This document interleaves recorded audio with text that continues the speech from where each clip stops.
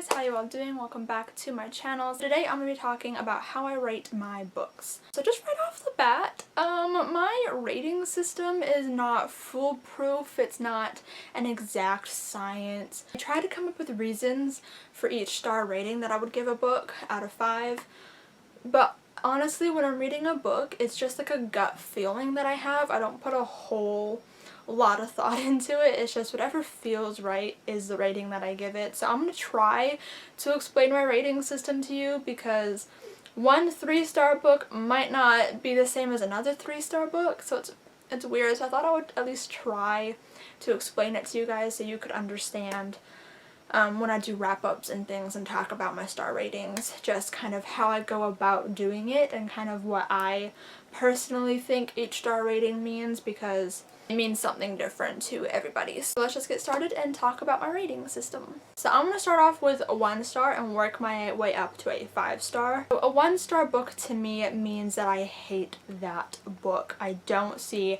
any redeeming qualities in it. It was an awful book.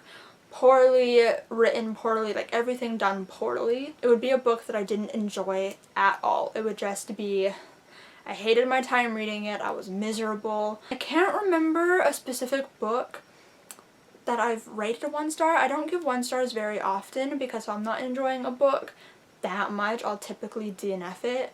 But I think there was one book that I did give a 1-star, and I think it was called Where It All Began by Anne Reddish Stampler, I think was the author's name. It's my least favorite book of all time. It was absolute garbage, and so that's kind of like an example of what I would rate a 1-star, but I don't give that rating out often. I'm pretty sure that's like the only book I've ever given it to. That's like the worst of the worst. I hated the book. Trash. Never want to read it again. Never want to see it again. Straight into the unhaul pile kind of trash. 2-star rating pretty much means that this book sucked, but had some redeeming qualities, some things that I did enjoy enough to finish it and enough to, you know, keep me going, I guess. By a few like saving graces, a few redeeming qualities, I mean very, very few. If there were any more, it would be more of a 3-star, but an example of this is, I guess, Zenith by Sasha Osberg and Lindsay Cummings, or This Savage Song, I think. I can't remember exactly what ratings I gave those ones, but they were like in the 2-star area. Like, I didn't absolutely hate the book, but there were some things that I enjoyed, but a lot more things that I didn't enjoy. So it's kind of just a very like not good book, but not the worst thing ever. Do you know what I mean? So just like bad book, but a few redeeming qualities within the book that I enjoyed. A 3-star book for me is just very base level, very meh.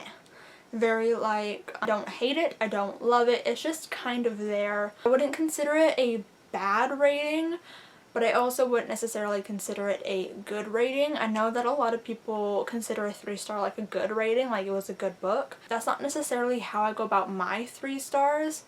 3-star is just like a step up from a 2-star. Yeah, like the best way I can describe it is that it's just kind of there. I don't hate it, I don't love it, it's just there.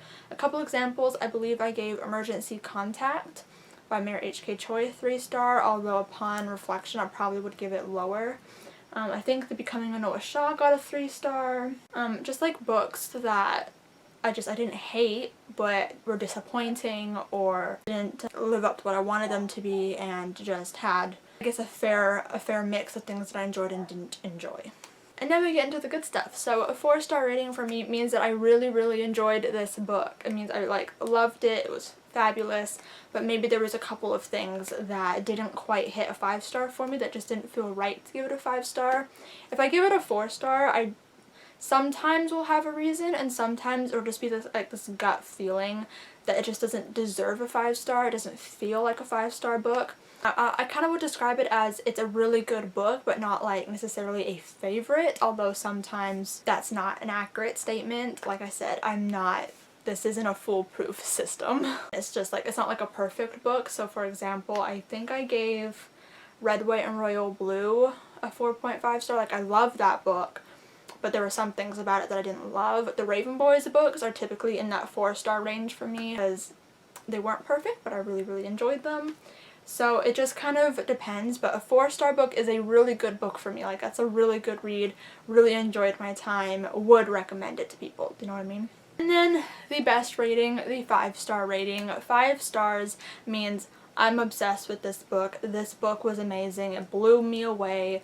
I love everything about it. And sometimes with a 5-star read, however, there could be some things that I acknowledge aren't good or that I didn't enjoy, but overall doesn't affect my rating, doesn't affect my overall feelings towards the book. An example of that would be Again But Better by Christine Riccio, because I do acknowledge the writing isn't necessarily the best. I acknowledge that there was some problematic aspects with cheating and such within the book that I didn't particularly enjoy upon reflection, but overall I still feel that to me it's a 5-star read. I really enjoyed it. Other examples of 5-star reads for me are Wonder and Dumplin', Harry Potter, and Fangirl.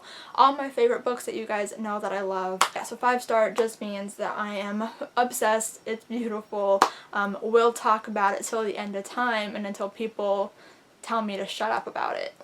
That kind of level of obsessed. 4 and 5 stars are like the rating I give out the most, which I would say is a good thing because that means that I'm enjoying all the books that I'm reading. But also keep in mind that I am not a critical reader. Sometimes I can get a little critical and a little nitpicky about what I'm reading, but it really depends on the situation, how severe the aspects of the book are. But overall, I read for enjoyment. I don't read to nitpick. I don't read to analyze things. When I talk about books, I'm not reviewing them critically. I'm just saying I really enjoyed this book. It was really entertaining and that kind of thing. I'm not reviewing them critically and like analyzing every little aspect. So I just kind of want to throw that out there about why I'm so lenient with my 5 and 4 stars, because I try to love all the books that I read, so I don't go into a book looking for things that I don't enjoy, you know what I mean? I also just wanted to kind of describe what it means when I give a book like a 0.5 star or 0.75, or even on the odd case a 0.85 if I want to be really specific. And those just mean like it's kind of like in the middle. So if I were to give a book a 3.5 star, it would mean that's not quite deserving of a 3-star. Like, it wasn't that disappointing, but it also just doesn't quite hit the mark for a 4-star. And then the same thing with like a 4-star, like 4.5 is like, I really loved this book, but it's still not quite there. Like, it just doesn't quite feel that. I tend to give a lot of like 4.75, 4.85 stars just because there's just something about it that I can't pick out and I can't identify that is stopping me from giving it a 5-star. Like, I can't in all good faith give this book a 5-star, so I settle on a really high 4-star rating. This is why I love not using Goodreads to mark my reading, because I can give it whatever star rating I want and I can get real technical if I want to. So that's just kind of like a quick rundown of how I rate my books and my system. Like I said, not foolproof. It might not make sense. It's very lenient. It changes. Different books mean different things, but I just thought I would explain it for you guys. So I hope you guys enjoyed this video. If you did, give it a huge thumbs up. Comment down below maybe what each star rating means to you and how you go about rating books. Maybe you don't rate books. If you don't rate your books, let me know down below why. Subscribe if you have not yet already, and I'll see you guys next time. Bye!